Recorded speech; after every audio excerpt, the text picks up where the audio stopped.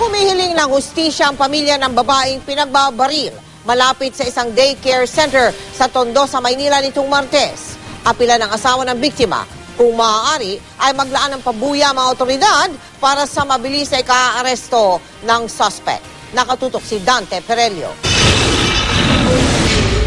Matinding dalamhati ang pinagdaraanan ngayon ng mga mahal sa buhay ni Gina Castillo, ang ginang na binaril at napatay habang nanunundo ng anak sa daycare center sa Tondo nitong Lunes.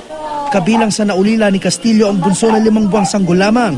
Hindi tuloy alam ng kanyang kabiyak kung paano itataguyod mag-isa ang 5 nilang anak. Doon sa tao na gumawa, pumaslang sa asawa ko. Magulang ka rin, may anak ka rin, at hindi mo rin nanaisin na mangyari sa pamilya mo yung ginawa mo sa tao.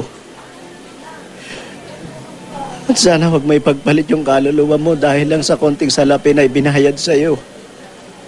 Pakiusap naman niya sa mga otoridad, tutukang mabuti ang kaso ng pagpaslang sa kanyang may bahay at tugisin ang di pa nakikilalang sospek na nakuna ng CCTV camera. Kinakailangan, patungan niyo yung ulo ng tao.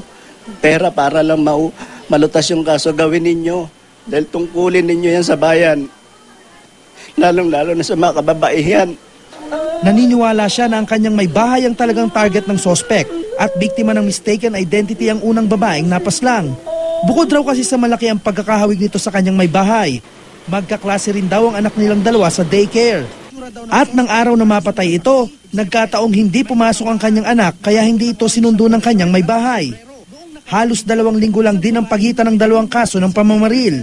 Kasi ang basihan ko, nung unang tawagan ako ng kapatid ko na nabaril nga yung aking asawa at saka yung anak ko, ang unang tumakbo sa aking isipan na yung unang binaril ay yung dapat na asawa ko. Kaya lang nagkataon lang na kasing hawig niya, kasing puti niya rin yung babae. Natunto namin ang bahay ng mga magulang ng unang pinaslang na si Carmina Paguntalan. Tumanggi na silang magbigay ng pahayag at humarap sa kamera. Pero naniniwala rin sila na napagkamalan lang ang kanilang anak. Kaya hangad rin daw nila ang hustisya. Sa larawang ibinigay nila sa GMA News, makikita ang malaking pagkakahawig ng 2 mula sa hugis ng mukha, kulay ng balat, taas at pangangatawan. Patuloy naman ang investigasyon ng pulisya sa pagkakakilanlan ng sospek, gayon din sa kinaroroonan nito. Dante Perelio, Nakatutok, 24 Oras.